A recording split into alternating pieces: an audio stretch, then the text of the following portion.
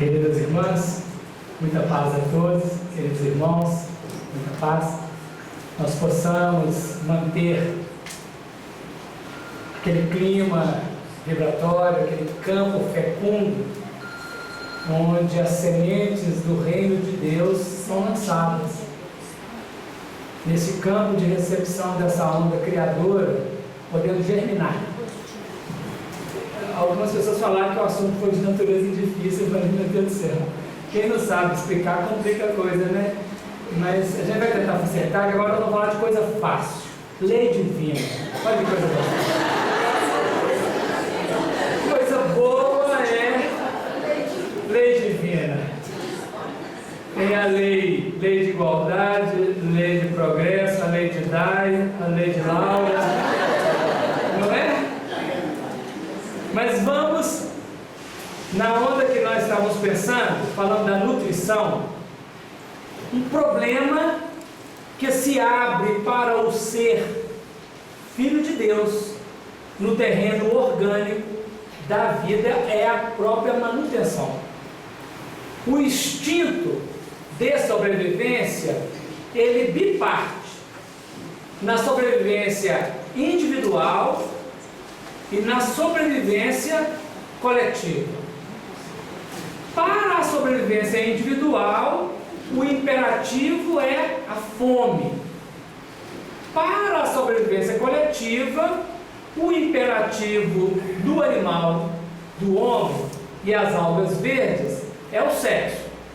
No vegetal existem outras formas de reprodução, né? Criptogâmicas, tem mais outras maneiras. Mas depois das algas verdes, inaugura a reprodução sexuada.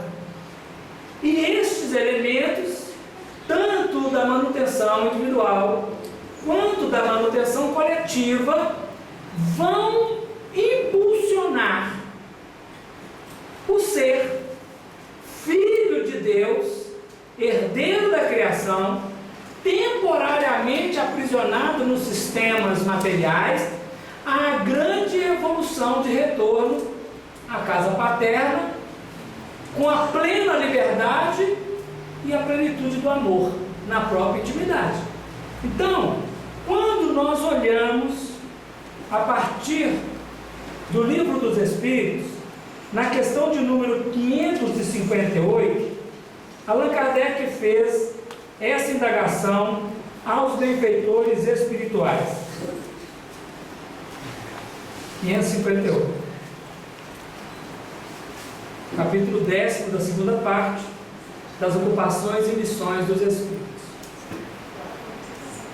Alguma outra coisa incumbe aos Espíritos fazer que não seja melhorar em si pessoalmente? Então, além da melhoria pessoal, o Espírito tem que fazer mais alguma coisa? Diz o benfeitor que respondeu a questão: concorrem para a harmonia do universo, executando as vontades de Deus, cujos ministros eles são. A vida espírita é uma ocupação contínua, mas que nada tem de penosa como a vida na terra, porque não há a fadiga corporal nem as angústias da necessidade. Nós estamos diante de uma situação que, além da manutenção de si próprio, além da manutenção do grupo, do coletivo, que é um problema pessoal, relacional, abre-se a participação do ser na harmonia do universo, no trabalho que extrapola a biologia, no mundo espírita. Lembrando que nós estamos encarnados, mas nós continuamos vibrando na faixa espírita, ou na faixa espírito, e trabalhamos lá. O Livro dos Espíritos define, no capítulo dos sonhos, que muitos, ao desencarnar, encontram uma obra feita no mundo espiritual que eles não teve nem notícia, porque enquanto estava encarnado ele não lembrava dela.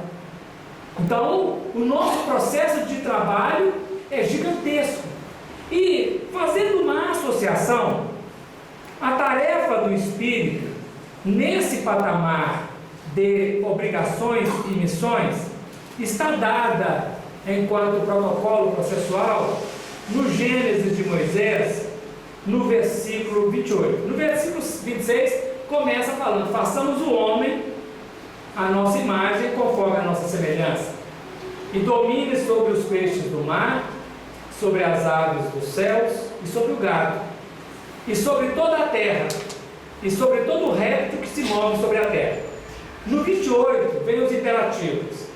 E Deus os abençoou, e Deus lhes disse: frutificai e multiplicai-vos, e enchei a terra, e sujeitai-a, e dominai sobre os peixes do mar, sobre as aves do céu, sobre todo animal que se move sobre a terra.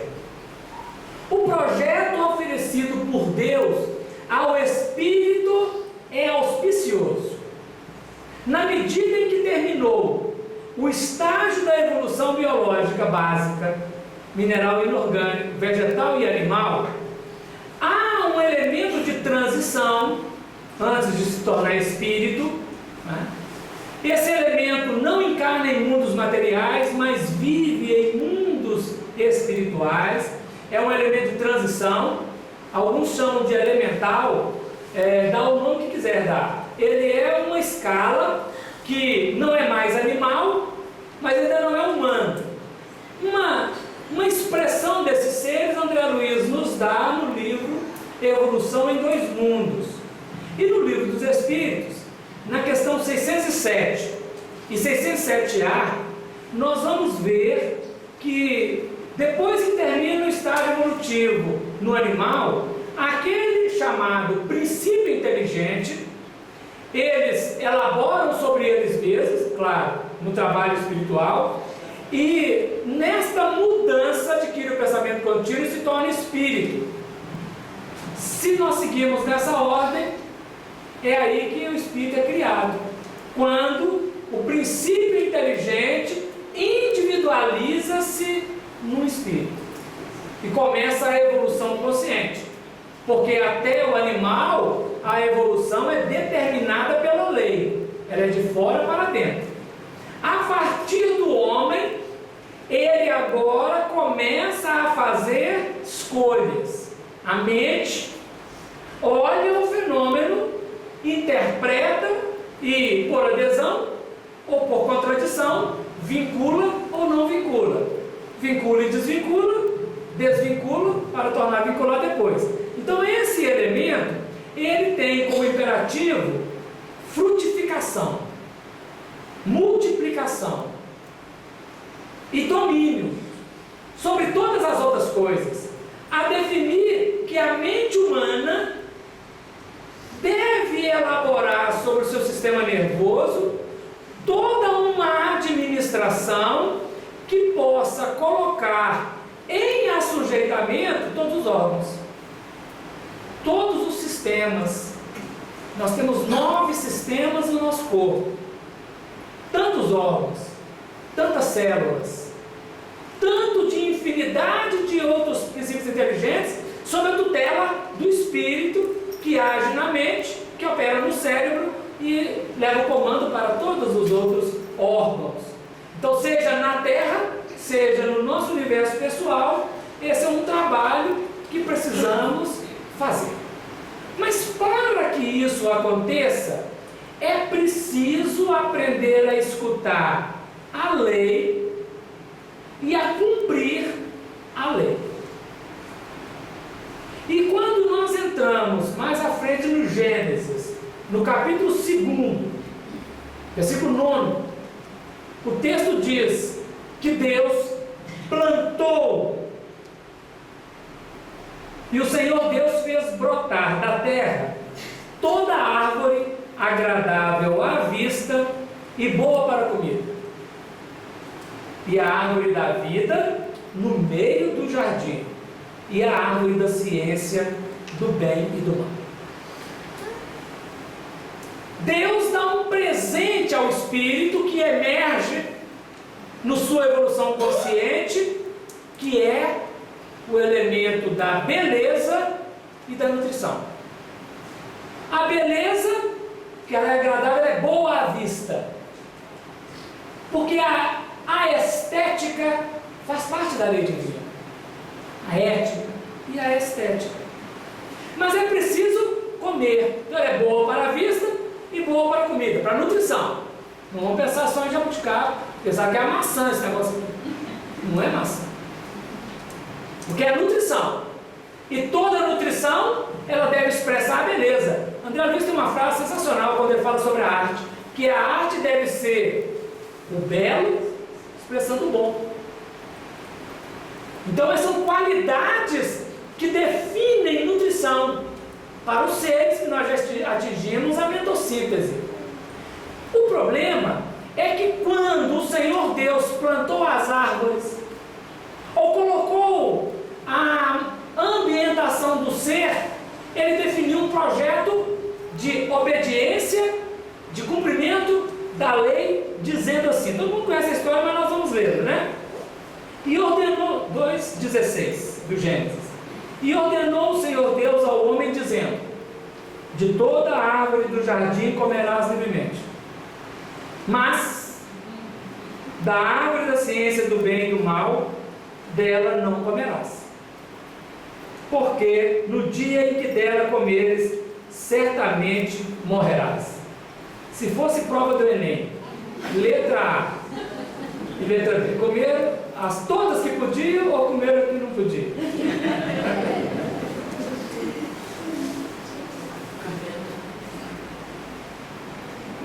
É um problema sério cumprir lei. A obediência de tudo pode fazer, exceto essa coisinha toda que não pode fazer. O que o Espírito fez? Nós já sabemos a história, né? Não é spoiler, nós já sabemos, ela vai dar um problema danado. Mas nós temos que ler sobre isso, porque não fala de lei. O que é lei? Qual que é o problema da lei? Não é? Antes de entrar, vamos no livro dos Espíritos, conjugando os esforços, porque Kardec assim orientou. Tem uma questão do livro dos Espíritos, eu acho que é a 275, letra A, deixa eu ver se é mesmo, para não dar a informação errada. Veio aqui na cabeça agora, e eu falei, vamos falar isso aqui. 275. O poder e a consideração de que um homem gozou na terra lhe dão supremacia no mundo dos espíritos? Não, pois que os pequenos serão elevados e os grandes serão rebaixados. Ponto. Aí o Espírito escreveu assim: lê os Salmos, é o imperativo. Eu quero crer que todos aqui já leram 150 Salmos. O Senhor me sonda e a gente canta quase todo dia. Sonda, né? O Salmo 23 nós conhecemos. O Salmo 22 a gente fica encasquetado com aquele negócio lá porque me abandonaste. São 150 salmos. O livro manda ler o Salmo. O livro dos Espíritos manda ler o Salmo. Questão 17, não sei se nós vimos. São elementos, né? Então, quando nós estamos fazendo essa conjugação que Allan Kardec fez, na questão 614, foi a seguinte pergunta: o que se deve entender por lei natural? A lei natural é a lei de Deus. É a única verdadeira para a felicidade do homem. Indica-lhe o que deve fazer ou deixar de fazer, e ele só é infeliz quando dela se afasta. Não precisa responder a letra B. Temos e somos infelizes? Aí quebrou. Aí quebrou minha perna. Eu sou uma coisa infeliz, estou muito feliz. Porque a gente partindo da premissa que a felicidade não é desse mundo. Não, que mais um dia de tristeza que de alegria. Mais infelicidade do que felicidade. Não é? Porque você fala assim, não, eu sou feliz, mas está errado, não está na terra. É missionário encarnado. Desculpa. Mas é porque senão não vai dar certo o que nós vamos falar, né? Nós só somos infelizes. Olha o problema que o espiritual fala, não pode falar desse jeito. Nós só somos infelizes quando nos afastamos da lei divina. Significa que nós afastamos da lei divina um pouquinho. Estamos apartados do amor de Deus, por nossa conta, não por Ele. Outra questão que deve aqui agora, aparentemente, Deus é a grande ausência. Castro Alves desenvolve uma poesia e ele diz assim: onde está Deus? Onde estás, Deus? Onde estás? Que não vê essa coisa toda que está acontecendo aqui no planeta. Parece que Deus aqui não está vendo. Na verdade, quem está em oculto somos nós. Deus é a grande presença. Deus não é ausência. E isso fica claro nos textos que nós estamos trabalhando aqui. É eterna a lei de Deus? Eterna e imutável como o próprio Deus. Bom, vamos devagarinho para a gente ir passo a passo. Como a vida impõe sobrevivência coletiva e individual, é preciso ter um ingrediente que faculte ao espírito atender o objetivo da vida. É preciso ter algo que o estimule, algo que emerge de dentro dele para que ele atenda às questões da vida. E Allan Kardec fez a seguinte pergunta aos benfeitores. Nesse segundo momento nós vamos ler algumas questões para não interpretar mal a questão só de cabeça. Questão 711, mas não vai ser muita coisa não. 711. O uso dos bens da terra é um direito de todos os homens? Porque nós falamos lá das árvores agradáveis à vista e boa para a comida. E perguntou Kardec: o uso dos bens da terra é um direito de todos os homens? Esse direito é consequente da necessidade de viver. Deus não imporia um dever sem dar ao homem o meio de cumprir. Tudo bem, ponto passivo. Aí vem a 712. Com que fim pôs Deus atrativos no gozo dos bens materiais? O que é coisa gostosa? Por que Deus pôs gosto gostoso na coisa? Das coisas materiais. Aí o Espírito respondeu assim: para instigar o homem ao cumprimento da sua missão. Qual é a missão? Frutificar, multiplicar e dominar. Para instigar o homem ao cumprimento da sua missão. E para experimentá-lo por meio da tentação. Aí Kardec falou assim: nossa, letra A. Qual o objetivo dessa tentação? Porque ele mexeu com a gente. Qual o objetivo dessa tentação? O Espírito respondeu assim: desenvolver-lhe a razão que deve preservá-lo dos excessos. Veja o problema. Pode comer de todas as árvores, não pode comer da árvore do conhecimento do bem e do mal, porque no dia que comer dela, morrerás. E essa morte, que não morre, ela vai fazer uma exigência não mais conforme a lei divina, mas conforme a perda da dimensão real da lei divina. Porque está vinculado aqui o prazer. Todo ser biológico é movido pelo prazer, pelo princípio do prazer. E o prazer é estabelecido para atender a sua expectativa, ele aprende a repetir. E uma cena de hoje repetida gera outra, gera outra, gera outra, até estabelecer um hábito. Emmanuel vai dizer que o hábito é uma esteira de reflexos mentais acumulados, operando constante indução à rotina.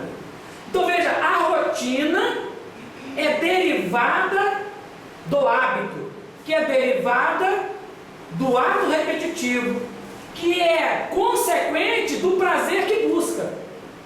Acontece que ao abrir mão da árvore da vida e ter vinculado na árvore do conhecimento do bem e do mal, que nós vamos tentar dar uma ideia delas, esse elemento gerou uma distorção e a coisa buscada não nutriu mais. Comemos, comemos, comemos, fazemos sexo, fazemos sexo, fazemos sexo, buscamos, buscamos, buscamos e continuamos vazios. Faltas. A rotina automatismo. E o automatismo fixa-se no instinto.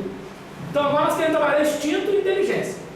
O instinto é uma força que não erra, porque está elaborada no tempo. Ele não é como ele, instinto.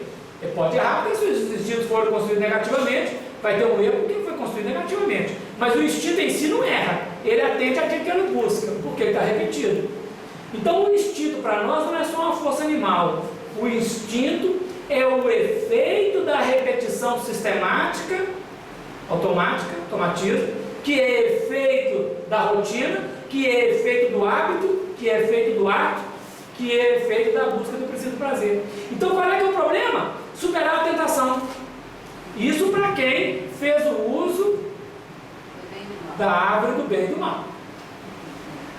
Só para a gente ir ampliando. Questão 124 do Livro dos Espíritos. Olha, Kardec perguntou assim: pois que há espíritos, reino humano para frente, pois que há espíritos que desde o princípio seguiram o caminho do bem absoluto, e outros o caminho do mal absoluto, deve haver uma gradação entre esses dois extremos, não? O Espírito falou assim, deu ideia, né, gente? Alguns espíritos seguiram o caminho do bem absoluto, chamado evolução em linha reta, que Emmanuel disse que na Terra a gente conhece só um, que foi Jesus Cristo. Outros seguiram do mal absoluto. Um dia vão voltar para o bem, mas seguiram o caminho do mal absoluto. A grande maioria seguiu o caminho do mais ou menos. Ora coisa boa, ora coisa ruim. Não precisa responder. Nós seguimos o caminho do bem absoluto? Letra A. Não. Letra B. Nós seguimos o caminho do mal absoluto? Não. Até de barata a gente tem medo e não aguenta matar barata. Letra C. Nós seguimos o caminho do mais ou menos? Seguimos. Mais para menos do que para mais. E agora acho que nós já estamos num grau em que o nosso mais para mais está melhorando. Não é? Então significa que nós todos da Terra optamos pela árvore do conhecimento do bem e do mal. Não quisemos o da vida. E ao fazer assim, nós caímos na tentação, no vício. Caímos na repetição sistemática de coisa que não nutre. E permanecemos famintos. Permanecemos famintos, negativamente. Vamos ver mais uma questão aqui. Carta de Tiago, capítulo 1, versículo 12. Tiago escreveu assim.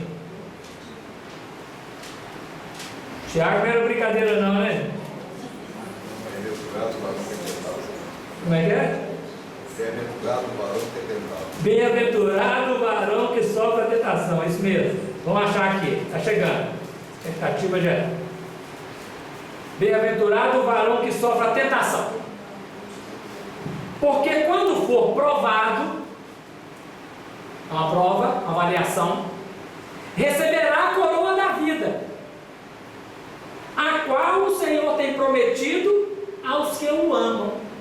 Por que não tem coroa da vida? Porque na prova tem distorção. O princípio do prazer saiu do prazer saudável, caiu no prazer abusivo, vício.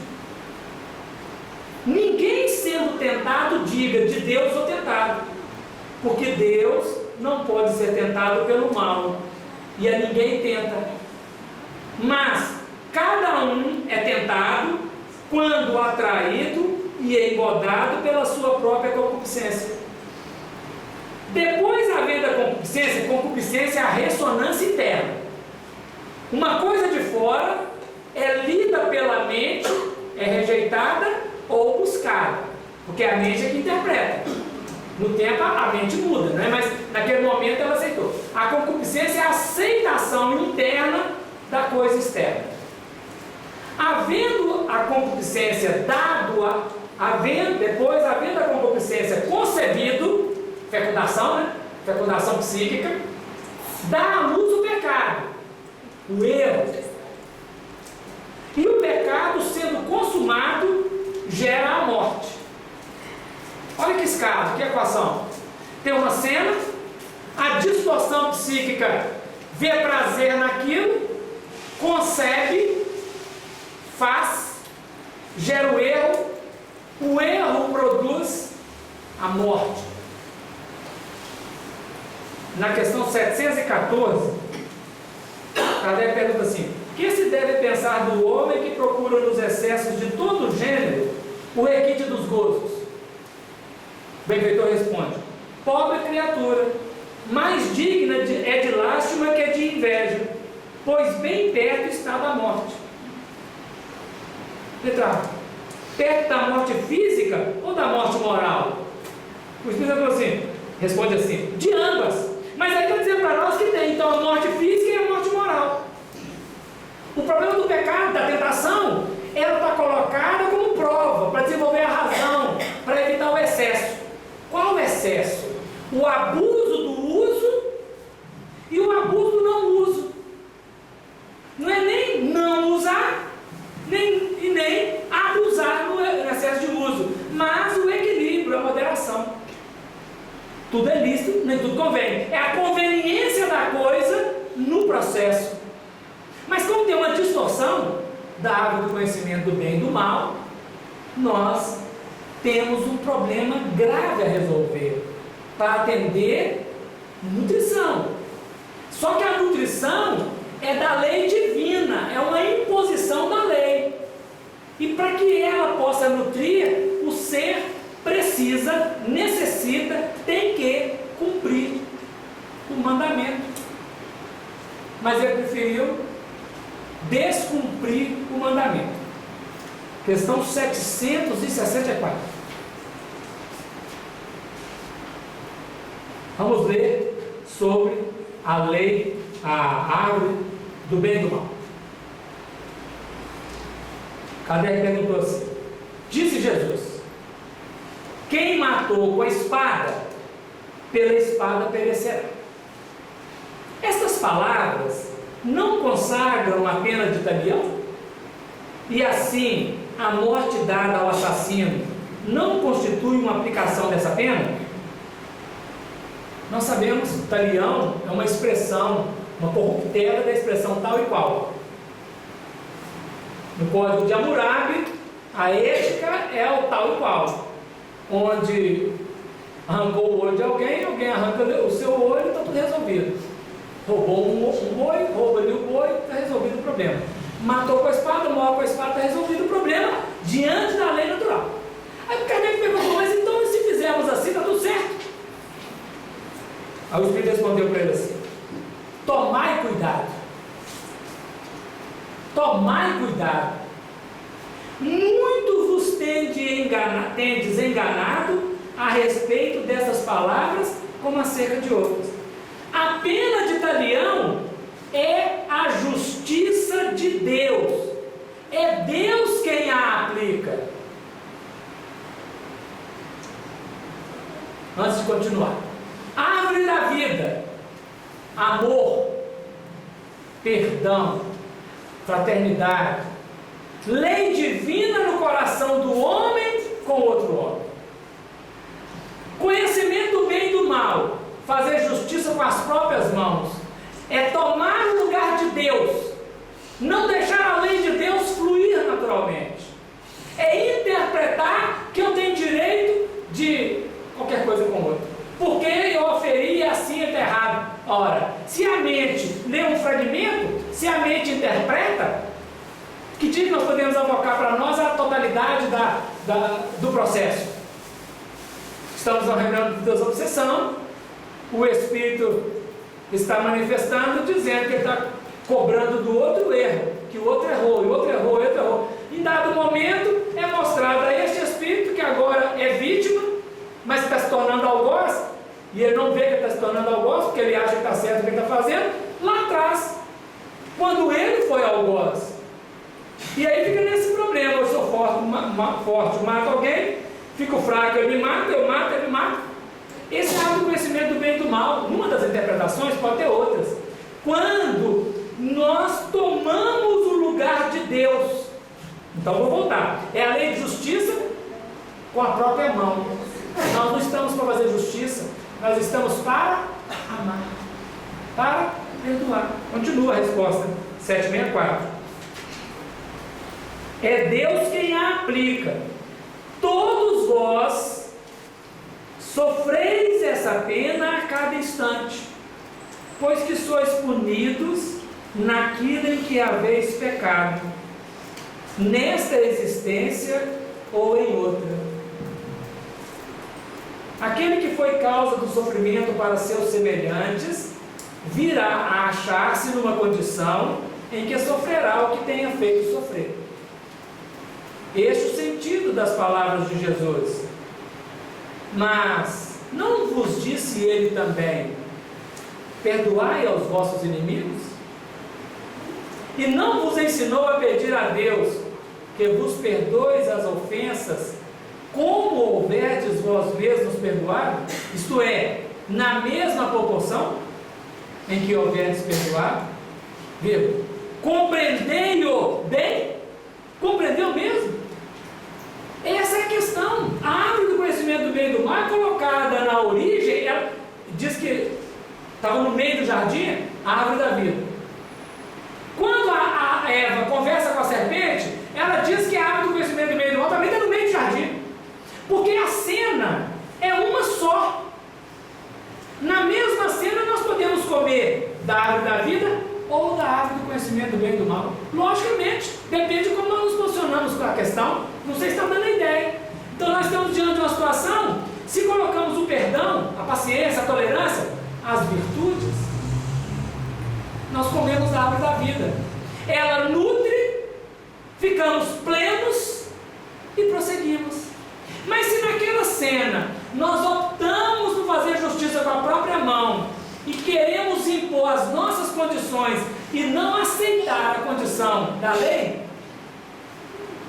nós comemos a árvore do conhecimento do bem e do mal, fazemos justiça pelas nossas mãos e geramos um fluxo de sequências, causas e efeitos ao longo do tempo. É um problema estabelecido, um problema grave, gravíssimo.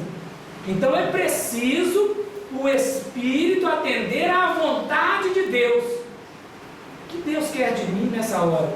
Quando a gente lê o livro Renúncia, parece uma loucura, né? Livro Espírito é uma loucura. A gente lê, mas é uma loucura. Vez por outra alguém nos indaga, mas nós também já indagamos. Aí a gente pode dizer: não, mas eu acho que está certo, o livro está certo, o Chico não errou. Imagina Alcione, de todas as carências que ela passou, da falta de tudo, ela reencontra o pai. Vai viver na casa do pai, como empregada.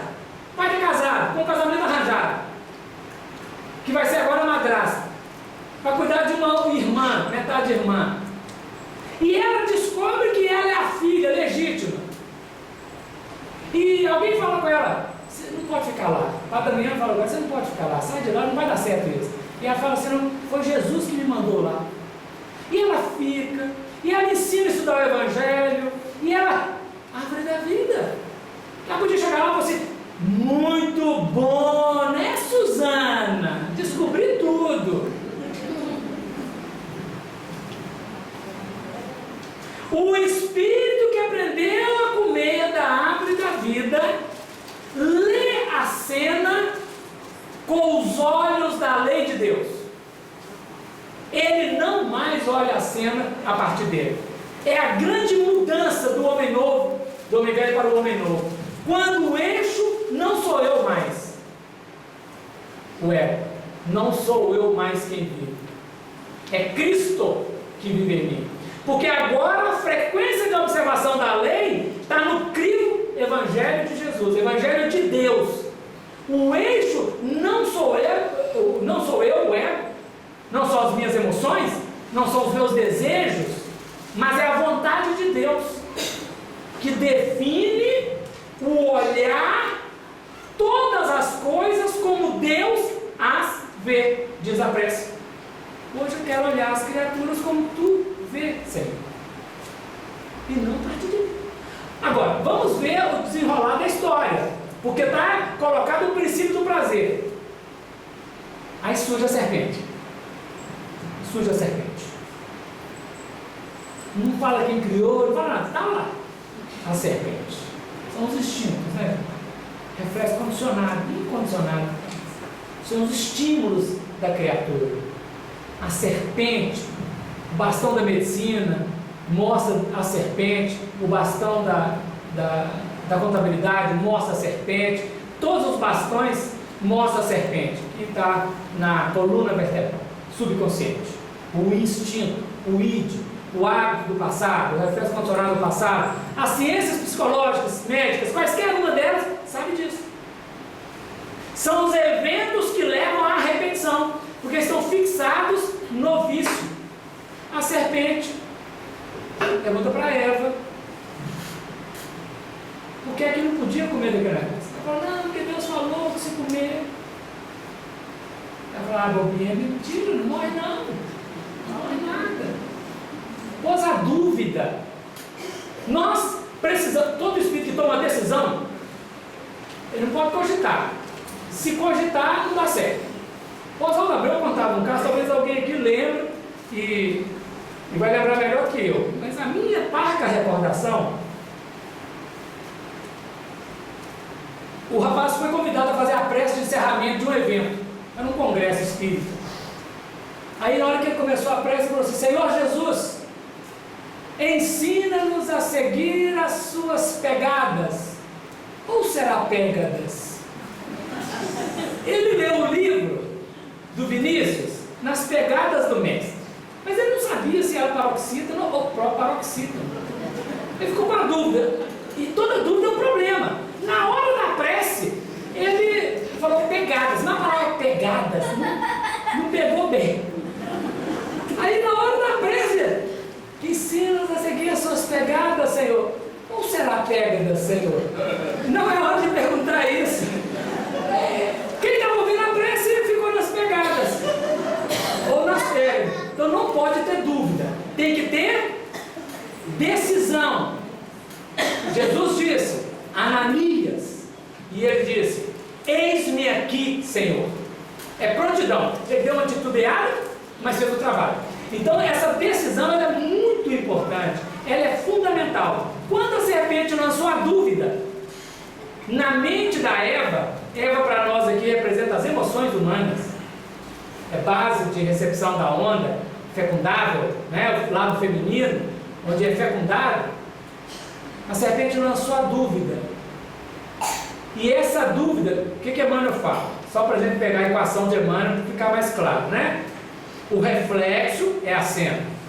Esboça a emotividade, que é a Eva. A emotividade plasma a ideia, que é o Adão, que é o intelecto, o aferidor. E a ideia determina a atitude e palavra que comandam as ações. Então a emoção Eva foi fecundada pelo reflexo. Pode parar ali. O livre-arbítrio pode parar ali. Se o intelecto não tem o livre-arbítrio de parar, a ideia processa no raciocínio discursivo, a razão, e ela pode cair em erro, palavra e atitude incorreta. Então quando a serpente, que é o reflexo que emerge na ressonância, atuou, a Eva, ela distorceu a percepção da cena. Então, por exemplo, o meu sócio, e daí a pouco, por uma crise qualquer, eu não quero mais ver aquela pessoa, eu não confio mais nele, eu estou numa relação qualquer, daí a pouco quebra, porque entra a dúvida. Quando lançaram no senador Publio Lentulus, há 2000 anos, a dúvida sobre a conduta da esposa Lívia, ele ficou com o espírito envenenado. E alguém chamou, vem cá que eu vou te mostrar, olha lá ela saindo. Ele viu ela saindo. Gente, entre ver saindo e o que estava acontecendo, tem uma distância gigante, mas ele fez toda uma interpretação. Todo mundo sabe a história. Então é o problema quando a mente fica obnubilada pela emoção, pela sedução da serpente, o elemento indutor. Então a tentação é da Eva, a queda é do Adão, porque o Adão é o intelecto que deveria dizer sim ou não. Então veja, todas as coisas são lícitas, mas nem tudo convém. Nem tudo convém. Esse processo da vigilância, do impacto que vem do passado, associado à oração que vem do alto, ele dá ao ser a uma nova definição. A definição do encaminhamento seguro e saudável diante da vida, desativando os atos negativos e ativando os novos positivos. Vamos continuar. Quando a Eva aceitou a indução, ela tomou e comeu, nutriu da mentira, nutriu-se da astúcia, nutriu-se da sedução, nutriu-se da tentação. E ela deu ao Adão, e o Adão aceitou. Então a escala é progressiva: reflexo, emoção, ideia, atitude e palavra. Logicamente, depois que a gente faz a bobagem, diria o Freitas, depois que faz a bobagem boba, é que a consciência acusa. A consciência não pode acusar antes de fazer. A consciência não acusa antes de fazer a cena. Ela alerta, mas não acusa. Só pode acusar depois do ato praticado. E aí a gente vai maquinando, hora por outra, a consciência vai assim: cuidado, fez. Depois que fez, né, veio o remorso. Aí o problema. Então vamos voltar no problema da lei. O que aconteceu aqui? O Livro dos Espíritos, na questão 621, Allan Kardec pergunta assim: onde está escrita a lei de Deus? Em que livro nós vamos ler a lei de Deus? E o benfeitor diz: na consciência. Kardec falou: pois bem, muito bem. Letra A. Hoje tem letra A que não acaba mais nesse negócio aqui, né? Sabe a letra A? A letra A fala assim: visto que o homem traz em sua consciência a lei de Deus, que necessidade havia de lhe ser ela revelada? Se você já tem no armazém da sua casa feijão, por que alguém vai falar: tem feijão lá, viu? Igual nós estamos colocando o almoço, está lá a mesa, tudo, alguém fala assim: olha, aqui eu tenho isso aqui. Aí eu não falo isso para não ser elegante. Mas viu? Mas às vezes não vê não, né, gente? Às vezes não vê. Tem um monte de quitute e não vê. Mas Kardec fez a pergunta: por que então que ela foi revelada, já que está na consciência? A resposta: ele a esquecera e desprezara. Quis então Deus lhe fosse lembrada. A Eva sabia a lei? Sabia. Sabia que não podia comer da árvore do conhecimento do bem e do mal? Sabia. Sabia que devia comer a árvore da vida? Sabia. O problema não é de não saber, é de não conseguir colocar o jugo da disciplina sobre os elementos que vêm da vida. Emmanuel fala no capítulo 2 do Pensamento e Vida que a vontade não impede a ressonância entre iguais. O estímulo entre iguais não impede a ressonância, mas ela pode impor o jugo da disciplina sobre os elementos que administra: desejo, imaginação, inteligência e memória. Então veja, o desejo é o primeiro, é o mais básico: fome e sexo. A imaginação, a inteligência, que é o que eu vou maquinar para atender os reclamos do desejo, do sexo e da fome. A imaginação do que vem depois, da agora, que eu fui feito agora e depois. E a memória, que é a cena da repetição. Então a vontade pode impor o jugo da disciplina sobre os elementos que ela administra. E a Eva, ignorando, que olha, esqueceu e desprezou. Esqueceram e desprezaram. Não é só esquecer, é desprezo. Essa palavra, ela é uma palavra difícil, mas é o que os Espíritos falam para nós. Nós desprezamos a lei de Deus. Isso é coisa de psicopata. É desprezo da lei. Conhece a lei e despreza a lei. Por isso que o planeta Terra, quando Alcina sai de Sírios para vir para a Terra, ela estava pela cidade da luz, virou estrela. Ela está viajando, aí um espírito olhou e falou assim: contente. que é aquele que está indo para as regiões escuras? Você vai na Rua da Bahia, tem uns 2 quarteirões, não tem luz nenhuma, o Calil não mandou ligar a luz. Aquela escuridão, quem está passando fala assim, não, por que a pessoa vai passar naquela região escura ali? Então o Espírito olhou e viu Alcione vindo para a terra, e falou assim, quem é aquele Espírito que está indo para as regiões escuras? Falando sobre a terra. Você é Alcione, né? Cumpriu uma missão de amor. Quem já leu o livro lembra disso. Nós desprezamos a lei de Deus. Então o que a Eva fez? Ela comeu e deu para o marido, ele comeu, abriu os olhos. O que acontece quando abre os olhos? A culpa. Consequente da culpa, a vergonha. Consequente, a fuga. Vamos ver como Emmanuel fala isso no Pensamento e Vida.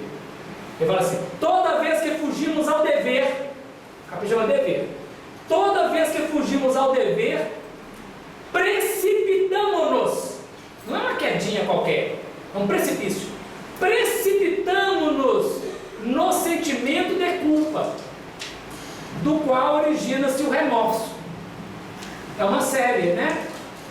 Depois é para assim, e o arrependimento já é a cura, está em Kardec, no livro Céu e Inferno. Arrependimento, a expiação e a reparação. O erro, a culpa e o remorso. Então a equação inteira é erro, culpa, remorso. No remorso nós temos a vergonha, a fuga, um monte de coisa. Até o arrependimento. João Batista, quando começa o seu trabalho messiânico, a primeira palavra de João Batista, no Evangelho de Mateus, é arrependei-vos, porque vos é chegado o reino dos céus. O arrependimento, a palavra no grego é metanoia. Meta é a lei, noia é pensamento. Nour, corrente de pensamento. As noures, né? Tipo do livro do Bentibol. As noures, corrente de pensamento. Então, nour é metanoia. O que é a metanoia? Um pensamento além, um pensamento diferente. Nós, no meio espírita, falamos assim: reforma íntima, uma renovação mental. Esse processo, o Adão escondeu atrás de uma moita, está escondido até hoje. Deus veio para encontrar com o Adão e falou assim: cadê você, Adão? Adão? Adão. Eu vi um desenho do Tom e Jerry, que a dona, que era a dona da casa, só mostrava os pés dela e a sandália. Ela andando, Tom, e o Tom de olho no Jerry. E Deus fala assim: Adão, cadê você, Adão? Estou aqui. Onde? Aqui atrás dessa moita. Por que você está aí, Adão? Porque a pessoa veio, eu vi que eu estava nu, descobriu que estava nu. Adão falou: o que é isso de bobagem? Porque todo dia, a gente está conversando todo dia, na viração do dia, 16 horas. Um chazinho, quer dizer, eu tomo. Hoje é 17 agora, né? Na nobreza agora é 17, mas é horário de verão. Lá no paraíso, era 16 horas, a hora da viração do dia. Então, porque todo dia, Adão, acaso comeste do fruto que eu te proibi? Olha que pergunta linda! Mas o Adão foi sensacional na resposta dele. Magnífico! A mulher que o Senhor me deu de companhia. Eu estava sozinho aqui, Deus. Estava de boas aqui. Nunca nem olhei para esse negócio. Aí só me deu essa mulher. Ela me deu, eu comi. Coitado de mim, eu nem queria. Mas vai. Ele não foi fraterno, né? Aí Deus perguntou para Eva: por que fizeste isto, Eva? Para restabelecer a fraternidade. E a Eva falou assim: sabe, Deus, a serpente que o Senhor pôs aqui no paraíso, a serpente que o Senhor pôs aqui no paraíso, ela me enganou. Eu queria. Deus parou a sindicância, ele nem perguntou para a serpente. E se ele perguntasse à serpente: por que fizeste isso? Aí ele falou: você me criou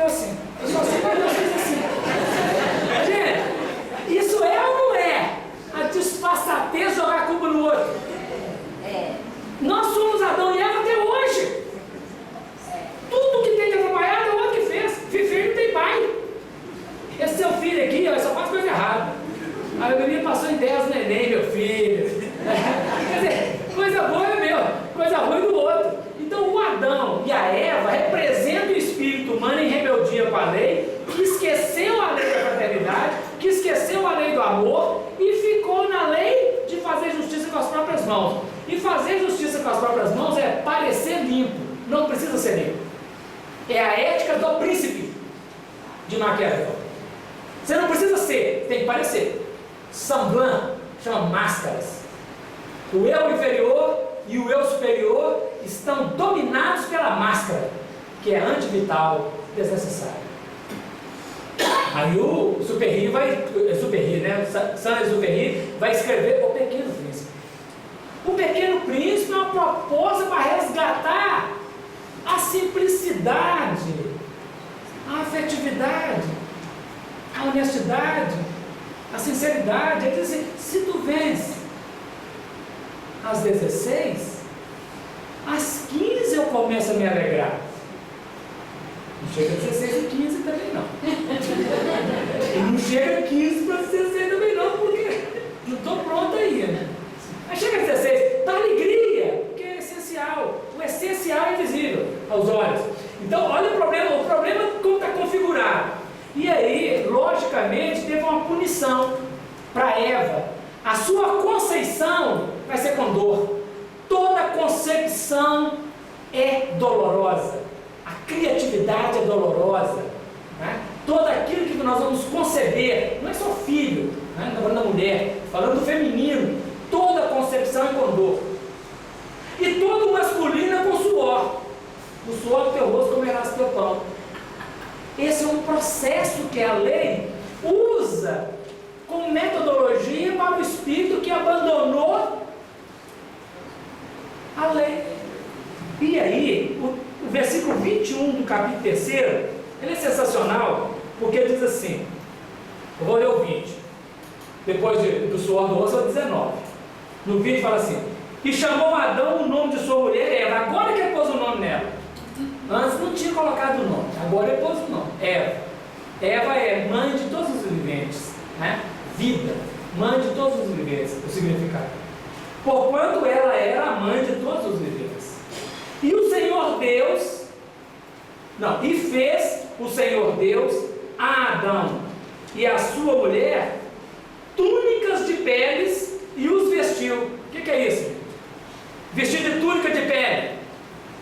É encarnar. Eles estavam desencarnados. Eles estavam no mundo espiritual. Eles estavam fazendo escolha no mundo espiritual, mundo fluídico. Talvez sejam elementais. Para dizer de uma interpretação, que Emmanuel diz que Adão e Eva são a lembrança de Capela. Que conhecia a lei e fraudou a lei. Caiu aqui na terra. Mas nós podemos fazer várias interpretações. Estavam no mundo espiritual, em comunhão com Deus, e descumpriu a lei. Então nós erramos primeiro no campo psíquico. A concepção da concupiscência é no campo psíquico, a fecundação psíquica, antes da fecundação física, depois que vai vestir túnica de pele, que vai chegar no físico. Então toda mudança é reforma mental, tem que mudar na mente. Ao mudar na mente, nós alteramos o padrão e atingimos uma elaboração mais superior. E aí, no Livro dos Espíritos, pergunta a questão 132. Ela fala o seguinte, todo mundo conhece a questão: qual o objetivo da encarnação dos Espíritos? Que ele vestiu de pele e encarnou. Qual que é o objetivo da encarnação? Nós estamos agora com um problema. Tinha uma lei, nós descumprimos a lei, ficamos com vergonha, escondemos, fugimos, negamos que o erro era nosso, jogamos no outro, levamos toda uma série de juízo e de justiça, de punição diante da lei, e agora são projetados na vida, encarnados. E eu não falei do Caim, né? Vamos deixar o Caim, não. Qual o objetivo da encarnação dos Espíritos? Deus lhes impõe. Eu vou encarnar para corrigir isso. Deus impõe a encarnação com o fim de fazê-los chegar à perfeição. Pedagogia divina, a reencarnação. A música do Gladys, ele escreve assim a letra: pedagogia divina, reencarnação. Para uns é expiação, mas essa expiação aqui é diferente da outra, né? Eu vou falar aqui. Para outros, missão. Mas, para alcançarem essa perfeição, têm que sofrer todas as vicissitudes da existência corporal. 2 pontos. Nisso é que está a expiação. Então, a expiação aqui, na encarnação, é sofrer vicissitude da vida. Ser colocado diante das tentações e provar que dá conta de não cair na tentação, que desenvolveu a razão. Visa ainda outro fim a encarnação. 2 pontos. O de pôr o espírito em condições de suportar, dar suporte. Quando essa laje foi feita, colocou uma estaca dando suporte enquanto ela era molhada. Depois que secou o cimento, tirou o suporte e ficou. Então, suportar é dar suporte. Visa ainda outro fim a encarnação, o de pôr o espírito em condições de suportar a parte que lhe toca na obra da criação. Cada um tem uma obra fundamental e expressiva. Para executá-la é que, em cada mundo, toma o espírito um instrumento de harmonia com a matéria essencial desse mundo, a fim de aí cumprir, daquele ponto de vista da encarnação, as ordens de Deus. E é assim que, concorrendo para a obra geral, ele próprio se adianta. Vamos imaginar um livro, capítulo 1. Depois vem assim, capítulo 1.1, 1.2, 1.2.1, 1.3, 1.4, né? São subdivisões do capítulo. Quando não cumpre, quando não expira, não vive as vicissitudes saudavelmente, tem novas quedas, o que abre? Reencarnação. É a questão 166 e 167 do Livro dos Espíritos, que Allan Kardec perguntou o seguinte: como pode a alma que não alcançou a perfeição durante a vida corpórea acabar de depurar-se, sofrendo a prova de uma nova existência? Letra A. Como realiza essa nova existência? Será pela sua transformação como espírito? Depurando-se, a alma indubitavelmente experimenta uma transformação, mas para isso lhe é necessária a prova da vida corporal. Vou saltar a letra B e C. C, D, eu quero a 767. Qual o fim objetivado com a reencarnação? Uma coisa é a encarnação. Qual o objetivo do 1.1, 1.2, 1.2.1, 1.1, expiação, melhoramento progressivo da humanidade. Ponto. Sem isso, vírgula, onde a justiça? Então agora a reencarnação é quando não foi bem feita a obra desde o ponto inicial, ela tem que ser refeita. E refazer é pior que fazer uma vez só. Coisa bonita, sem pensar nesse terreno, isso aqui é mais pedagógico, é didático. Pega o livro Ave Cristo. O livro Ave Cristo, fica mais fácil de entender isso, e não do jeito que eu estava falando. No livro Ave Cristo, o quinto VAR insiste e consegue poder auxiliar o filho dele, Tassiano, aqui na Terra, depois de muita insistência. Aí o Espírito diz para ele assim: olha, conseguimos uma autorização e você tem um período de 20 lustros para ajudar o Tassiano. O lustro é um período de tempo de 5 anos. 20 vezes 5, 100. 100 anos. Então a encarnação é 100 anos. Nessa encarnação de 100 anos, o quinto VAR, no livro lá, ele nasceu quinto VAR, foi pai do Tassiano, daí a pouco ele morre, renasce como quinto céus, vai ser adotado pelo Tassiano, ele faz o trabalho dele. Tassiano morre rezando o Pai Nosso, junto com ele. Ou seja, ele em 100 anos, não foi em 100, gastou 86 anos. Antes de completar o centenário, desencarnou ele e o pai. Claro que os outros 14 anos continuam no mundo espiritual dando suporte. Então 100 anos é a encarnação, e as reencarnações são as etapas vividas dentro daquele processo. Então quantos de nós às vezes faz um projeto e diz: olha, em 500 anos eu vou desenvolver a paciência. Encarna 5, 6 vezes desenvolvendo paciência. Um curso de direito, um curso de medicina, psicologia, tem um período de tempo, em várias subetapas, né? Semestre 1, semestre 2, semestre tal. São etapas, a reencarnação são etapas dentro de uma encarnação maior. No nosso trabalho de autoconhecimento, nós vamos pensar em quantas reencarnações eu estou, em quanta encarnação eu estou. Porque quantas coisas nós abrimos e não concluímos. Quando Fritz Perls desenvolveu a psicologia da Gestalt, ele disse isso: nós temos Gestalts demais abertas. Nós vamos fechar as Gestalts, resolver os nossos problemas. Nós temos pendências demais, porque fugimos, esquecemos a lei de Deus, entramos no ciclo vicioso do amor imaturo, chamado árvore do conhecimento do bem e do mal, e nesse ciclo vicioso do amor imaturo, nada nos nutre. O amor é o alimento das almas, mas não atingimos o amor, estamos famintos, carentes, conflituosos, conflitantes, estamos numa crise de identidade gigantesca, porque abandonamos a lei. E certo dia os discípulos procuram Jesus e dizem: mestre, toma, come. E ele faz silêncio, eles insistem: come. E ele diz: eu tenho uma comida que vós não conheceis. Você foi comprar no Subway? Foi isso que eles pensaram, ué. Eu tenho que tomar dessa. Ele saiu daqui, como é que ele comprou uma comida que ele não conhece? A minha comida é fazer a vontade de meu Pai, que está nos céus. Então a nutrição dele é atender à vontade de Deus. O meu gozo é cumprir a vontade daquele que me enviou. Então veja, no momento em que ele fala do prazer e da nutrição que ele tem na relação com a lei divina, a árvore da vida, que no final do Apocalipse ela ressurge, dando um fruto por mês. Fruto por mês, dentro da continuidade da vida. Porque o próprio Senhor Jesus, quando morre na cruz, antes de expirar, ele levanta os olhos e diz: tenho sede, porque os processos continuam. Mas não é a sede do sedento, é a sede do processo natural, das grandezas que um Cristo pode conquistar. E o recurso fundamental para esse processo de reentrar na lei é a fé.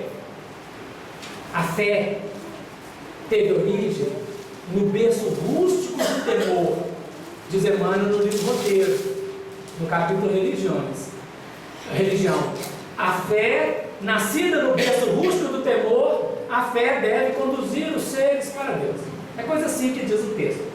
Então o que acontece? Lá nos reinos biológicos, nós iniciamos o temor, do qual gerou o medo, que é a emoção mais fundante da criatura humana. E o Senhor Jesus vem estabelecer em nós a fé. E a fé, ela diz o Evangelho segundo o Espiritismo, que é uma grande matriarca. A fé é mãe. Mãe da esperança e mãe da caridade. Sendo a caridade maior do que a fé e do que a esperança, diz Paulo. Porque ela é a última filha. A fé que é revelada pela caridade. A caridade é maior. É o que leva à salvação. Salvação para nós aqui é o retorno da criatura ao Criador. É a remissão dos pecados. A redenção da carne. A redenção da carne é aquele Salmo 68, 18, né? Subiu ao alto, levar cativo o cativeiro. Então a igreja está certa, só não está certa na interpretação. Na palavra falada está certa, mas não está certa no entendimento disso, né? Redenção, remissão, salvação, ressurreição gloriosa. Então, quando a caridade mobiliza, ela leva a salvação. Antes da caridade está a esperança. Aí pensei comigo: se a fé é mãe e a caridade é a última, e a esperança não é a primeira, está lá no meio, quem é a primeira filha? Uma pergunta. Primogênito. Os hebreus nos ensinaram a pensar nos primogênitos. E eu gostava quando o papai falava assim: esse aqui é meu primogênito. Ei, que bacana. Sabia que era isso com 6 anos, 7 anos. Mas gostava, né? Então fui procurar saber quem é a primeira filha. Mas onde eu vou achar um negócio desse? Aí alguém pediu que eu fizesse uma palestra sobre prece. No capítulo 27 do Evangelho segundo o Espiritismo. Pedido de Teresa. Aí lá tem uma mensagem do Espírito Santo Agostinho. E o Santo Agostinho fala assim: filha primogênita da fé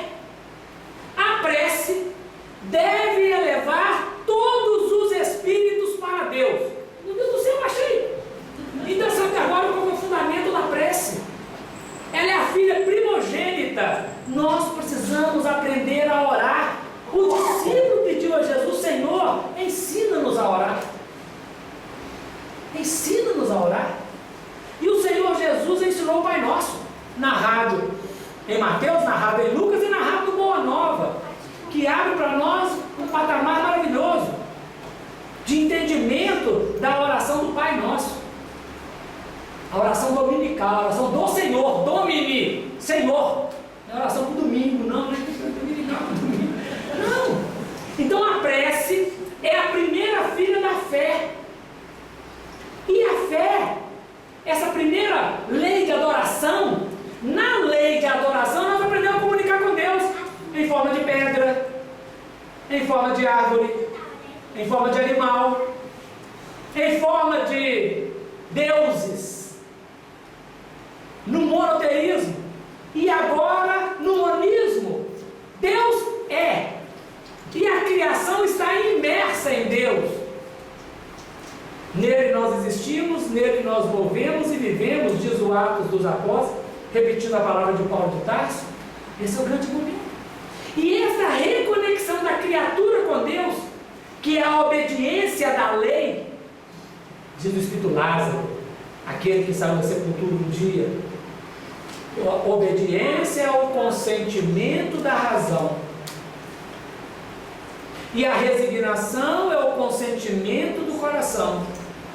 Na horizontal está a razão, na vertical está o sentimento, o coração. E essas duas linhas no equilíbrio perfeito do ângulo de 90 graus, do ângulo reto, define o equilíbrio da prece que conecta com a maior fonte de poder de todo o universo. E o filho indaga, e o seu pai responde. E a criatura pede, e a lei divina dá. Mas isso no equilíbrio, na entrada na lei, na obediência da lei. E esse movimento de ressignificação da criatura consigo mesma, com o outro e com a lei divina, ele obedece patamares, obedece angulações, obedece regras no sistema. Porque o Adão não amou a si mesmo, descumpriu a lei. Não amou o próximo, porque jogou a culpa na Eva. E não amou a Deus. A Eva não amou a si mesmo, não amou a Deus e não amou o Adão, e nem a serpente. E assim foi com todos. Nós precisamos aprender agora o amor. Primeira regra de reconstrução. Primeira regra de reconstrução. Se eu falar qualquer coisa errada aqui com o triângulo, vocês me desculpem. Mas vamos tentar, como a dona Laura falou dos ângulos de 90 graus, nós vamos tentar ver o triângulo. Olha essa frase do Evangelho segundo o Espiritismo, o capítulo chama O Dever, capítulo 17, item 7, o item chama O Dever. Lázaro escreve assim: o homem que cumpre o seu dever, então dever, o homem que cumpre o seu dever, ama a Deus mais do que as criaturas e ama as criaturas mais do que a si mesmo. São três grandezas: ama a Deus mais do que as criaturas e ama as criaturas mais do que a si mesmo. Se a gente fosse fazer graficamente, seria um triângulo escaleno. A linha maior, o amor a Deus. A segunda linha maior, o amor aos outros. E a terceira linha menor de todas, o amor a si mesmo. Esse é fácil, porque são três linhas diferentes. Amor a Deus é maior do que todos. Esse é um grande desafio, porque é preciso vencer o egoísmo, o interesse pessoal, para amar a Deus mais do que tudo e o outro mais que eu mesmo. Aí vem o segundo lance, o triângulo isósceles. Diz o Senhor: amarás o Senhor teu Deus de todo o teu coração, de toda a tua alma, de todo o teu pensamento, e ao teu próximo, e o teu próximo como a ti mesmo. Então, triângulo isósceles. Tem dois lados iguais e um lado diferente. Só que o triângulo isósceles tem um problema. Se os dois lados iguais forem maior do que o lado diferente, um ama o outro, mas não ama Deus. Deus tem que ser maior. O lado tem que ser maior, de Deus tem que ser maior. E os outros dois menores em relação àquele. O triângulo isósceles mostra isso para nós.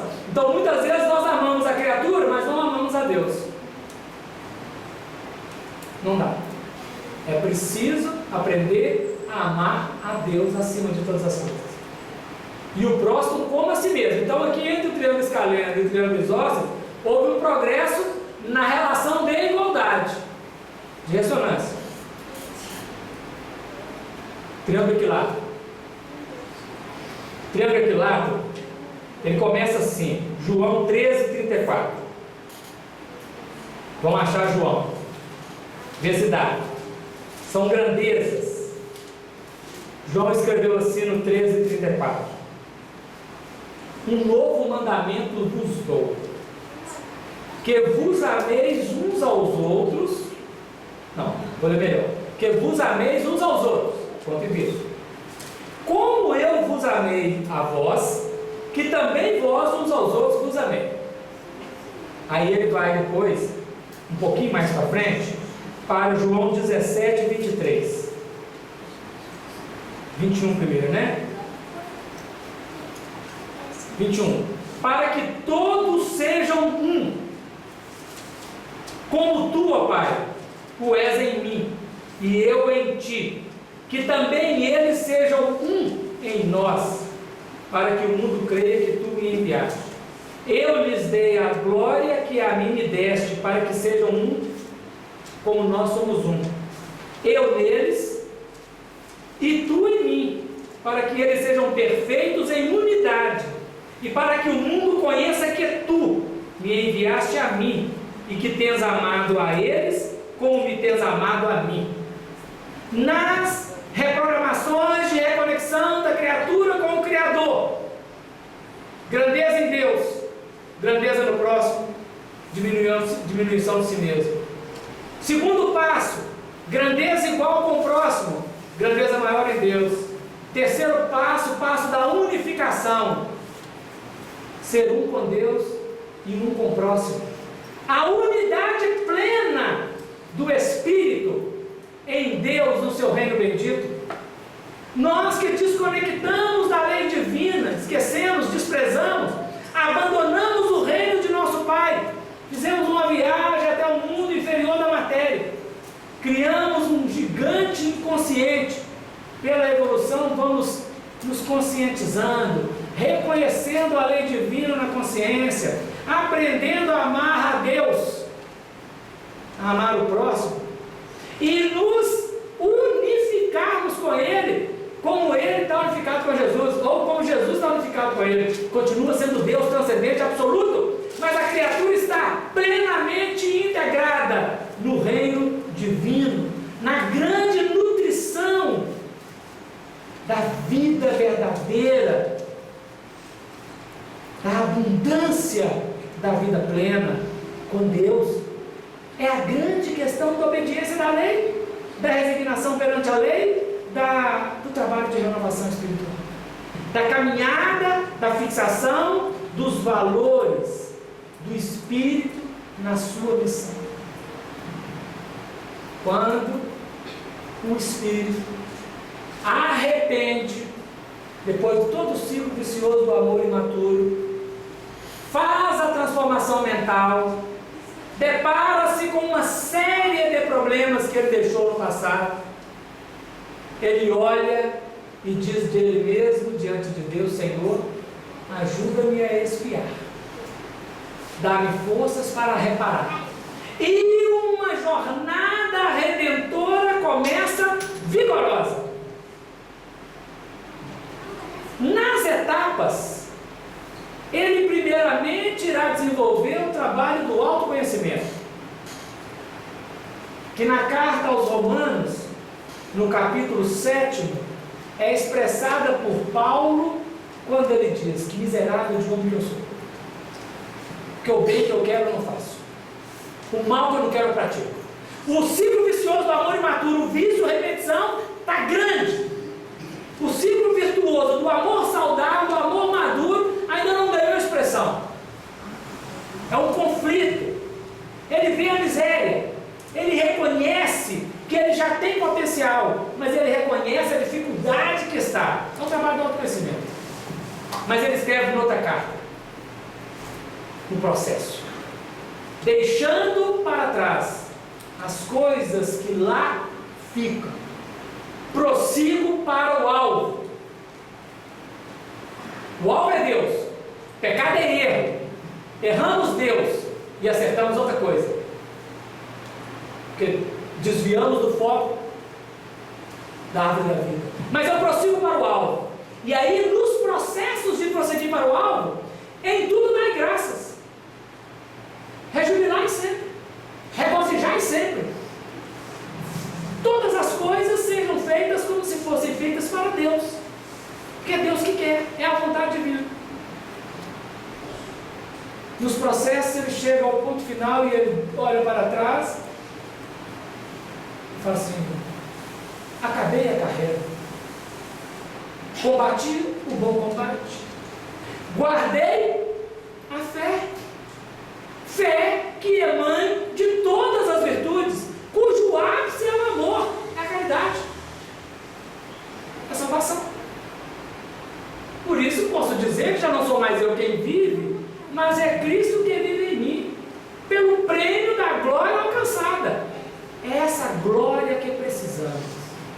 É esse movimento de retorno consciente, saudável, pleno, da grande nutrição da alma. Amor, árvore da vida.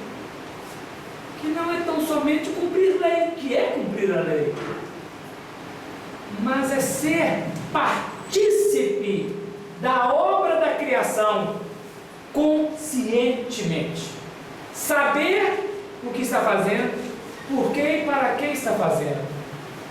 É o convite da vida, o convite de Deus, o convite para todos nós. Estamos em meio à grande tempestade, em meio à grande tribulação, onde o mundo de expiações e provas esboroa, ruim, caduca, está carunchado, está caindo. O novo edifício da fé viva, regeneração, está sendo edificado. Na edificação e na sementeira, está sendo semeado, está sendo edificado.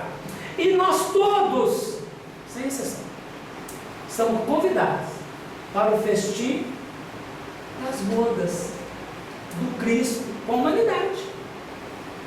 Aquele festim que ignoramos, esquecemos e desprezamos ao longo do tempo, mas que agora a consciência voltando sobre si mesma, reconectando-se em si mesma com a grande lei, com a grandeza de Deus em si. A consciência olha, admira, toma uma decisão, determina e vai. E encontra na grande jornada Deus em tudo. Eu vejo Deus em toda parte, em todas as coisas. Essa é a grande equação. Agora para frente, o tempo vai embora e permanece a consciência. Então estamos em vias de superar o estágio-tempo para atingir o plano de consciência. Precisamos ser conscientes na evolução e na vida. Nós aproveitamos o ensejo da hora que lá vai ligeira para agradecer a oportunidade desse encontro, de estarmos de coração para coração buscando aquele ingrediente verdadeiro do alimento, da nutrição, aquela água verdadeira que, uma vez tomada consciência dela, jamais voltaremos a ter sede. Esse pão da vida que desceu do céu, e mais do que o maná, que é a expressão humana, o pão da vida, conosco sempre nos nutrir. Muita paz a todos, êxito nos próximos dias das atividades, que Deus abençoe nessa fecundação tão profunda, tão plena, possamos todos germinar o Evangelho no nosso coração. Muita paz, muito obrigado.